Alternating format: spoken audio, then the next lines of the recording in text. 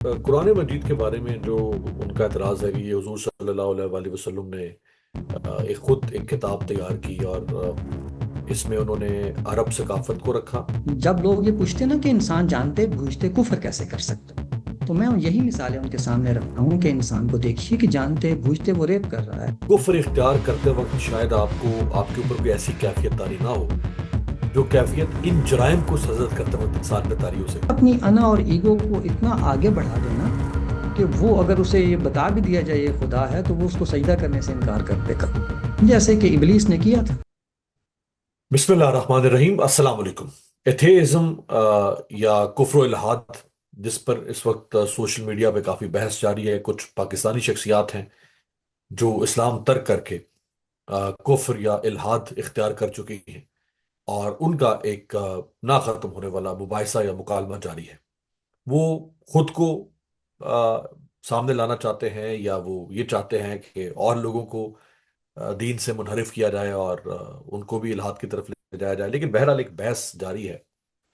اور اس میں جو اسلامی شخصیات، مذہبی اسکالر جو جواب دے رہے ہیں ان کے اعتراضات کا، ان میں سے ایک ڈاکٹر عرفان شہزاد صاحب ہیں۔ ڈاکٹر صاحب ہمارے ساتھ موجود ہیں۔ ڈاکٹر صاحب، آپ کا بہت شکریہ۔ جی، بہت شکریہ جی، آپ نے انوائٹ کیا۔ ڈاکٹر صاحب، آ، ان کے اعتراضات تو بہت سارے ہیں، لیکن اگر ہم ان کو کیٹیگرائز کریں تو 5 بڑی کیٹیگریز مجھے سمجھ میں آتی ہیں۔ پہلا ہے جو خدا کے وجود سے متعلق ان کے اعتراضات ہیں، آ، یعنی ڈیوائن ہڈننس جسے کہتے ہیں، یا جو بگ بینگ کی تھیری کے اوپر وہ بات کرتے ہیں۔ دوسرا ان کا اعتراض ہے قرآن کی حیثیت کے حوالے سے، کہ کیا قرآن ایک الہامی ڈیوائن کتاب ہے یا نہیں۔ تیسرا ان کا اعتراض آتا ہے حضور صلی اللہ علیہ وسلم کی سیرت اور ان کی اپنی ذاتی زندگی سے متعلق۔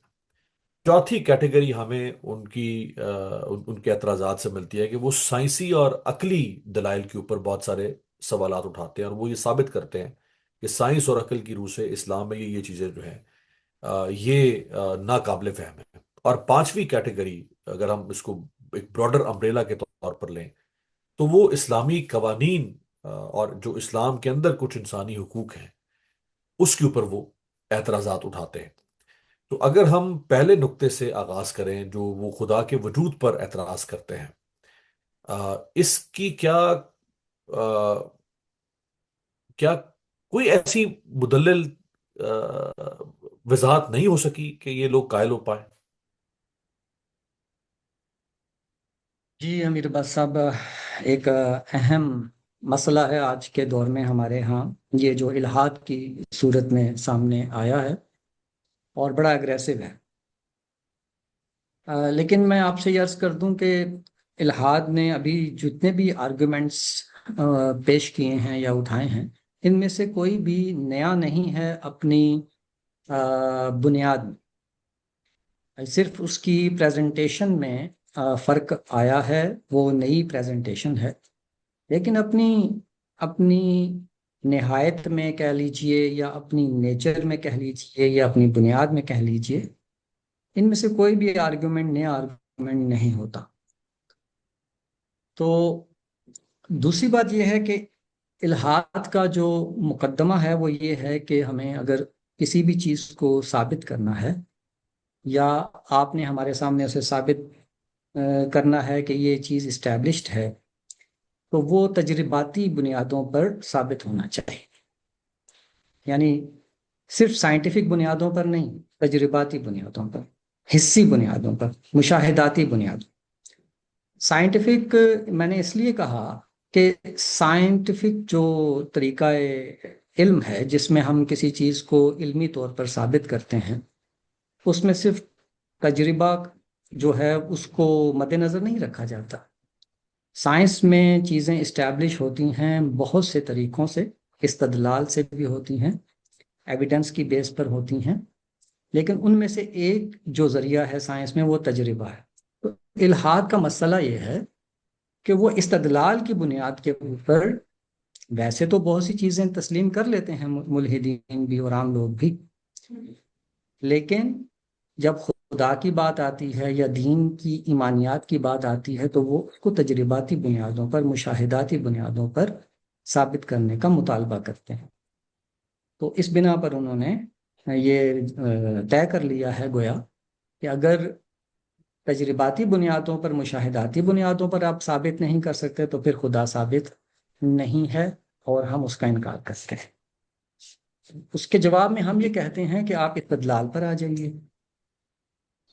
استدلال کے ذریعے سے ہی آپ بگ بینگ کو ثابت کرتے ہیں، آپ نظریہ ارتقاء کو ثابت کرتے ہیں، کیونکہ یہ وہ چیزیں ہیں جو ٹینجیبل نہیں ہیں، جو تجربے اور مشاہدے میں نہیں آ سکتی۔ اس کو آپ شواہد کی بنیادوں پر ثابت کرتے ہیں۔ ہم ان کے سامنے یہ مقدمہ رکھتے ہیں کہ جیسے عدالتوں میں آپ ایک جرم ثابت کرتے ہیں یا کسی کی معصومیت ثابت کرتے ہیں تو وہ آپ دلائل کی بنیادوں پر ثابت کیا جاتا ہے، زندگی اور موت کے فیصلے کیے جاتے ہیں عدالتوں میں، اور وہ دلائل اور شواہد کی بنیادوں پر ہوتا ہے۔ یہی وہ طریقہ استدلال ہے جو مذہب اختیار کرتا ہے۔ یعنی انسانی جو نالج ہے یا انسانوں میں علم کس طرح سے اسٹیبلش ہوتا ہے، دین پر جو ایمان لانے کا مقدمہ ہے وہ انہی بنیادوں کو استعمال کرتا ہے جو استدلالی ہوتی ہیں۔ تو یہ پرابلم یہ ہے کہ ہم کہتے ہیں کہ آپ استدلال کے میدان میں دین کا مقدمہ سمجھیں، اور ان کی ضد یہ ہے کہ ہمیں تجرباتی بنیادوں پہ دین کا مقدمہ سمجھائیں۔ جی یہ جو ان کا اعتراض ہے کہ وہ خدا کو محسوس کرنا چاہتے ہیں، یعنی وہ اس کے غائب ہونے سے خدا کو تسلیم نہیں کرتے، تو اگر خدا کا کوئی وجود ہوتا تو پھر ان کا اعتراض ہو سکتا تھا کہ خدا کا وجود تو انسانی شکل میں ہونا چاہیے، پہاڑ کی شکل میں ہونا چاہیے، کس شکل میں ہونا چاہیے، پھر اس کی حیت کیا ہونی چاہیے، پھر اس کا مکان کیا ہونا چاہیے۔ تو یہ تو ایک نہ ختم ہونے والے اعتراضات کا سلسلہ ہے، کھایا جا سکتا ہے۔ جی ہاں، اب آپ کو یہ بات آپ کر رہے تھے تو میرے ذہن میں قرآن مجید کی وہ آیت سامنے آ رہی تھی کہ ارین اللہ جہرتا، ہمیں خدا جو ہے وہ بالکل ظاہر باہر کر کے دکھا دیا جائے تب ہم مانیں گے۔ تو یہ جو معاملہ ہے، اسی لیے نا ایگنوسٹسزم جو ہے وہ نسبتاً بہتر پوزیشن ہے الحاد کے مقابلے میں، لا عددیت جسے ہم اردو میں کہتے ہیں۔ ایگنوسٹسزم یہ ہے کہ بھی آپ کہتے ہیں معلوم نہیں، ہو سکتا ہے ہو خدا اور ہو سکتا ہے نہ، یہ نسبتاً بہتر پوزیشن ہے۔ لیکن آپ جب یہ کہتے ہیں کہ نہیں، جب تک ہمیں آپ تجرباتی بنیادوں پر خدا یا مشاہداتی بنیادوں پر نہیں بتائیں گے اس وقت تک ہم نہیں مانیں گے، تو یہ مکابرت ہے، یہ ضد ہے۔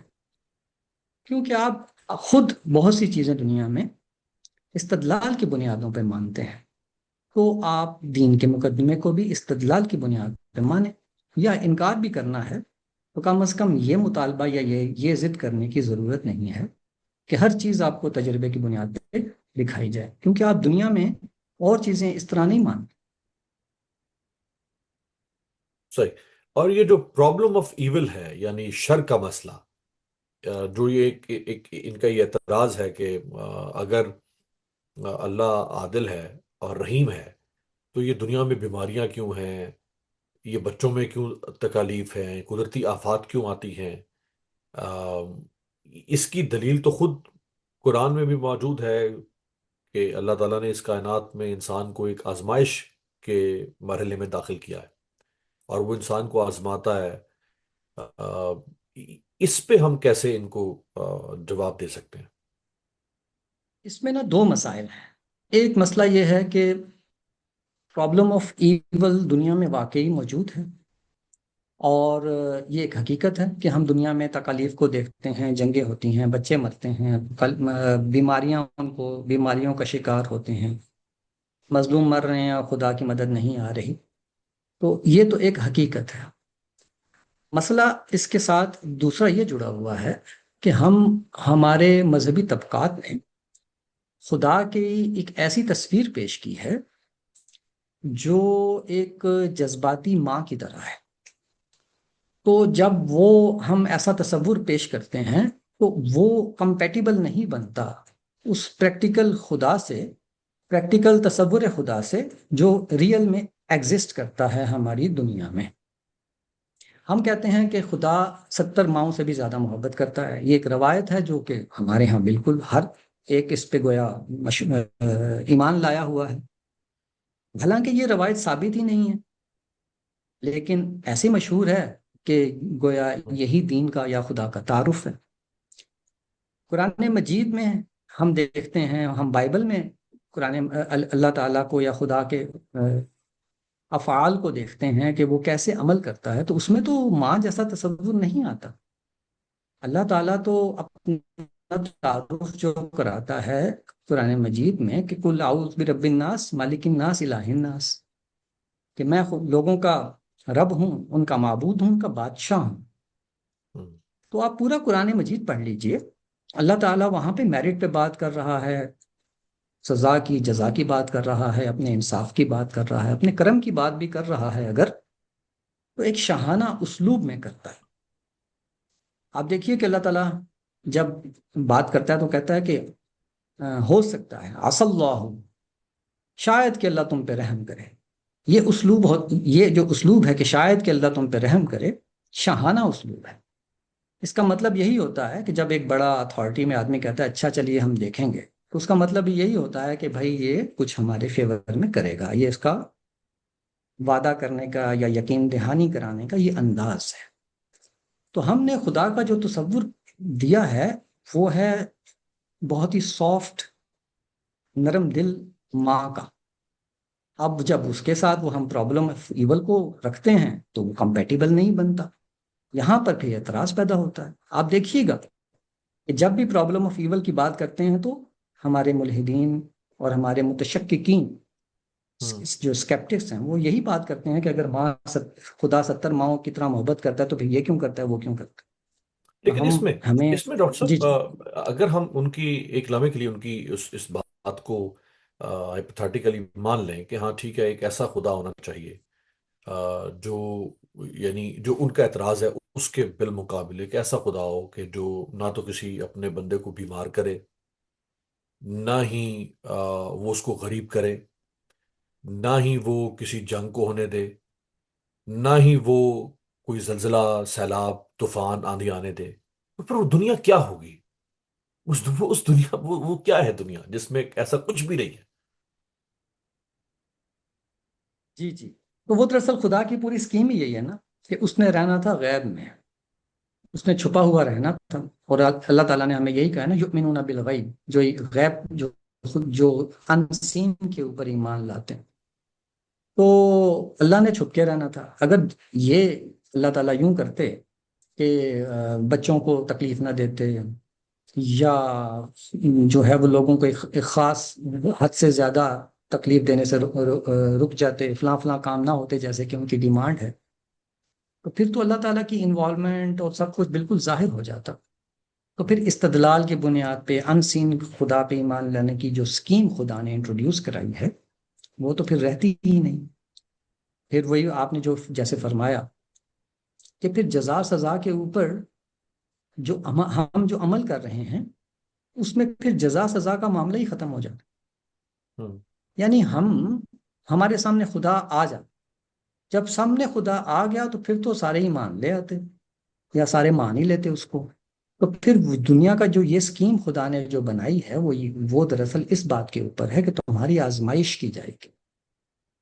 آزمائش کی جو اسکیم ہے یہ خدا کی مرضی پر منحصر ہے، اس نے یہ چاہا کہ میں آزمائش پر مبنی ایک اسکیم چلاؤں جس میں علم کی آزمائش بھی ہو، یعنی خدا پر ایمان لانا نہ لانا یہ بھی ایک علمی آزمائش ہے کہ ہم ایویڈنس کی بیس پہ جس طرح باقی چیزیں کرتے ہیں اس کو بھی مانیں گے کہ نہیں مانیں گے، یا یہاں پر کوئی الگ میرٹ لا کے تو ایکسکیوزز بنائیں گے اس کے انکار کرنے کے۔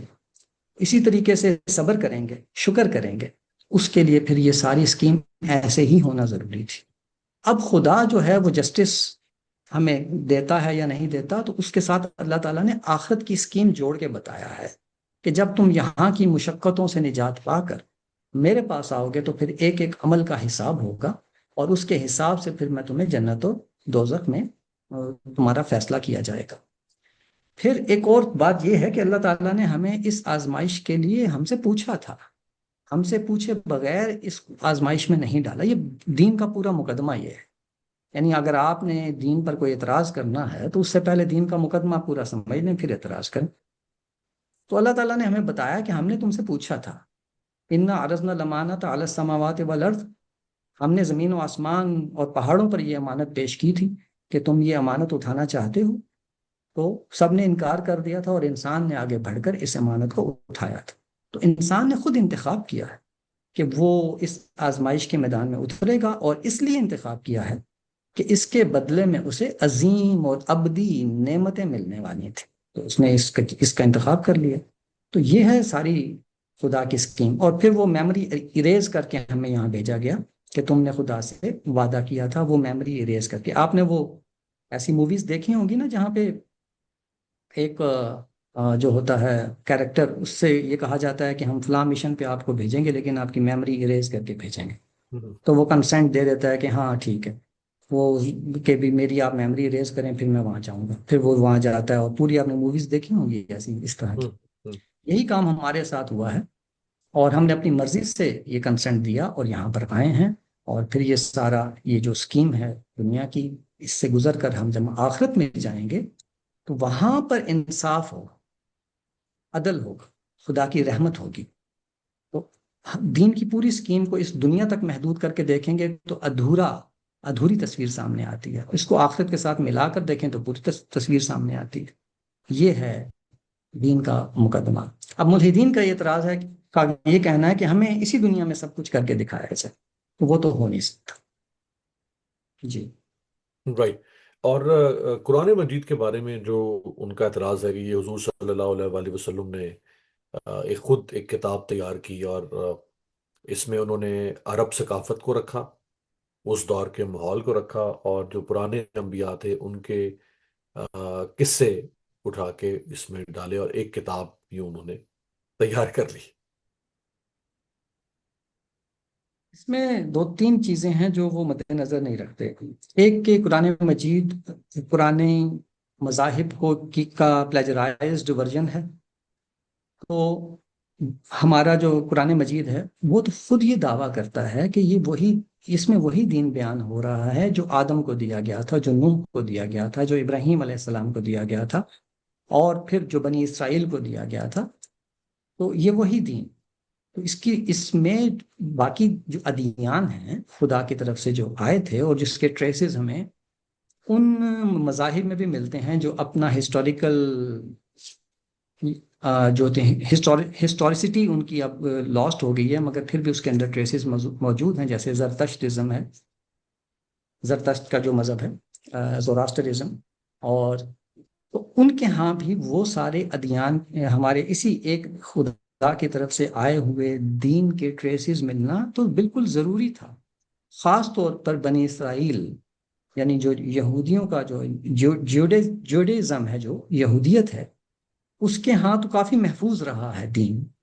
اس کے ساتھ تو ہماری سملیرٹی ہونا خود قرآن مجید کے بیان کا تقاضا تھا، کیونکہ ایک ہی دین ہے جو ان کو ملا تھا اور ہمیں.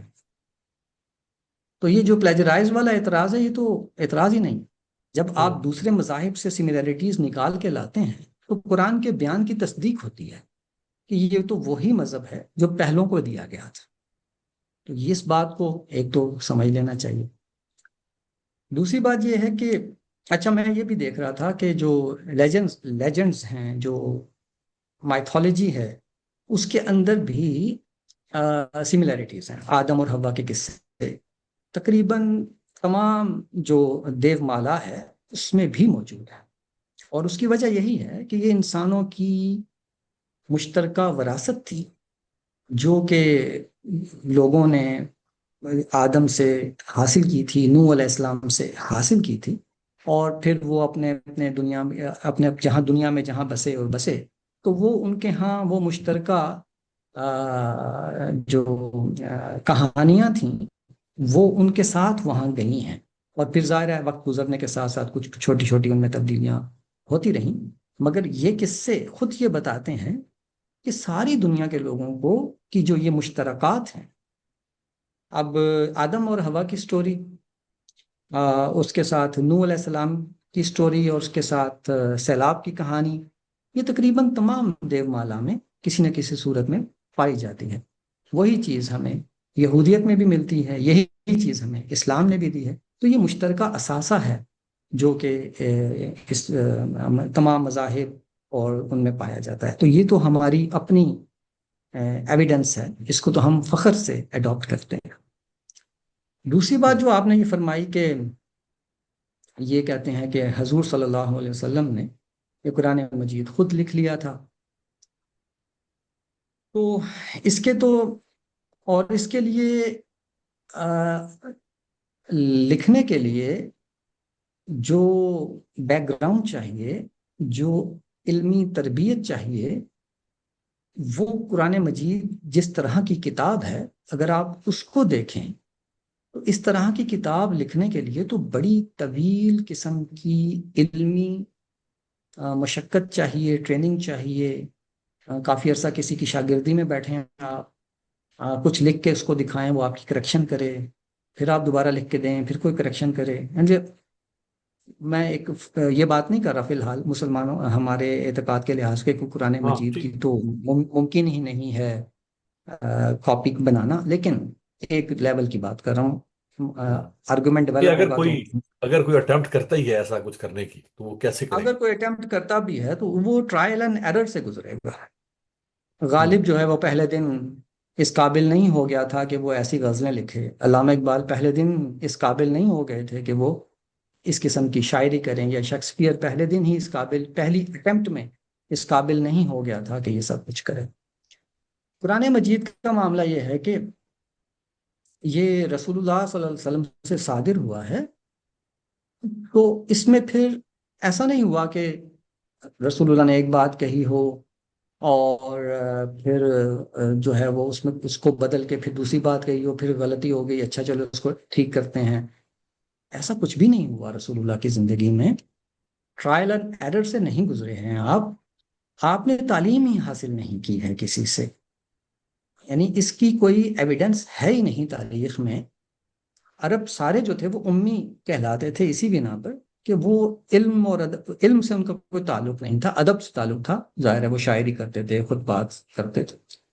اور لطف کی بات یہ ہے کہ رسول اللہ صلی اللہ علیہ وسلم عرب میں رہ کر بھی نہ تو خطبات دیا کرتے تھے، نہ شاعری کرتے تھے، یعنی اس معاملے میں بھی آپ نے کوئی فارمل ایکٹیویٹیز اختیار نہیں کی۔ تو اچانک پھر آپ سے ایک کلام صادر ہوا جس کی لٹریری میرٹس ہوں اسٹیبلشڈ ہیں، اور جس کی جو علمی بنیادیں ہیں وہ اتنی ورسٹائل ہیں کہ ایک عام آدمی اتنا سب کچھ ایک زندگی میں بھی نہیں کر سکتا اگر کرنا چاہے۔ یعنی وہاں پر ایک پورا فکر و فلسفہ ہے، ما بعد الطبیعتی، اس میں پورا نظام فکر ہے، اس کی جزیات ہیں، اور وہ جزیات پہلے دن سے دی ہیں رسول اللہ نے، اور اس میں کوئی تبدیلی نہیں کی ہے، کوئی امپروومنٹ نہیں لائی ہے۔ یعنی اللہ کے اوپر ایمان لانے سے، فرشتوں کے ساتھ ایمان لانے سے، جنت و دوزخ کے معاملات میں، اور پھر اس کے ساتھ دنیا میں کس طرح سے نیک اعمال برے اعمال، اور مرنے کے بعد کیا ہوگا، اس کے ساتھ ایک پورا نظام فکر ہے، اس کے ساتھ ایک پورا نظام اخلاق ہے، وہ آپ نے اسٹیبلش کر دیا بغیر کسی ٹرائل اینڈ ایرر کے۔ پھر اس کے ساتھ مکمل شریعت ہے، اور شریعت میں ایک طرف قرآن مجید اصول دیتا ہے، دوسری طرف اس کے فروعات ہیں، یعنی پہلے وہ پرنسپلز دیتا ہے، پھر وہ اس کی اپلیکیشن بھی خود کر کے دکھاتا ہے۔ اور میں آپ سے عرض کروں کہ میں نے کچھ کام کیا تھا قرآن مجید کے قانون وراثت پر، قرآن ہوں مجید کے رشتوں کی حرمت کے اوپر، اور حلال و حرام کے معاملے میں، یہ تین میں نے پروجیکٹس کیے تھے۔ تو ابھی وہ پبلش ہونے ہیں، لیکن میں نے اس پہ کام بھی کیا تھا، کچھ چیزیں میں نے پیش بھی کی تھیں ٹکڑوں کی شکل میں۔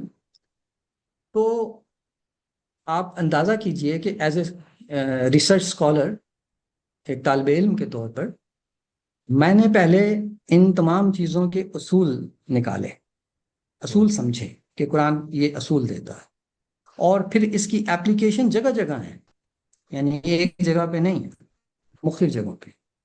اور ان ساری جگہوں کو جب آپ ایک اصول کے ساتھ جوڑتے ہیں تو پورا ایک ٹری بنتا ہے، جس سے یہ معلوم ہوتا ہے کہ اصل اور فرع، پرنسپلز اور اپلیکیشنز میں کسی جگہ انکنسسٹنسی نہیں ہے۔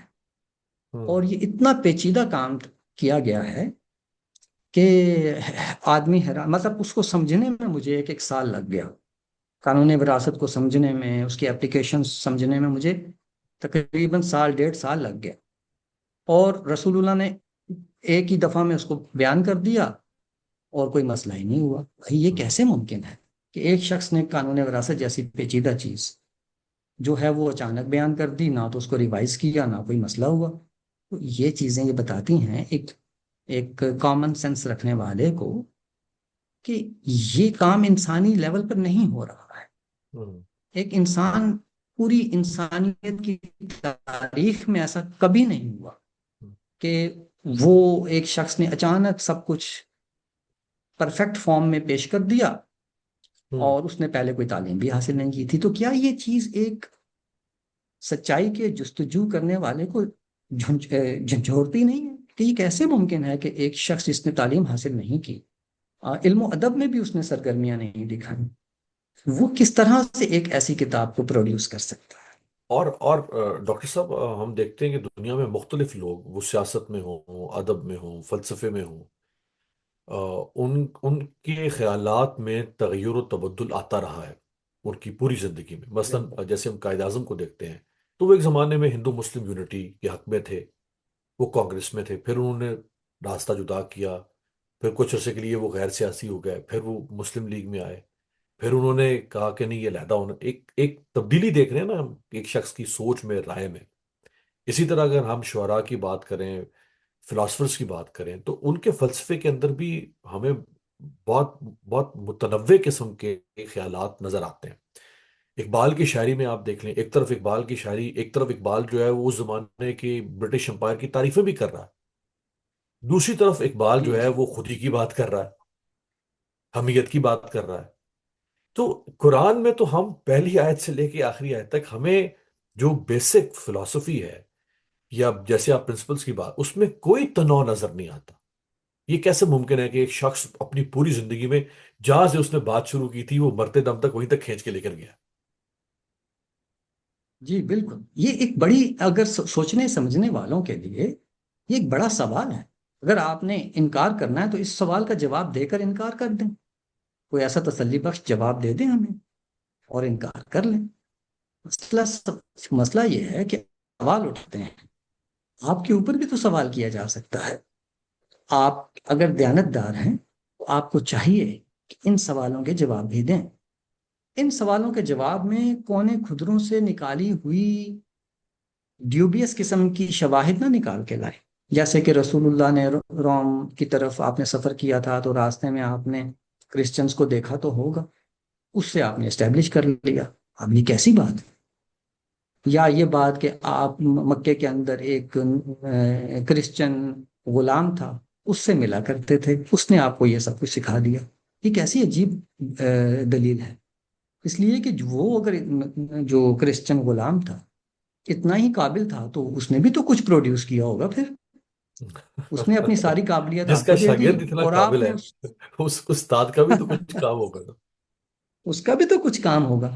تو یہ کیسی باتیں ہیں؟ جب اور پھر جب دیکھیے اس کے جواب میں، یہ اس قسم کی جو بہت ہی کمزور قسم کی جب باتیں کرتے ہیں تو اس کے ہوں جواب میں ہزاروں سوال کھڑے ہو جاتے ہیں، تو ان سوالوں کے وہ جواب ان کو دینے چاہیے۔ ہوں تو مسئلہ یہ ہے کہ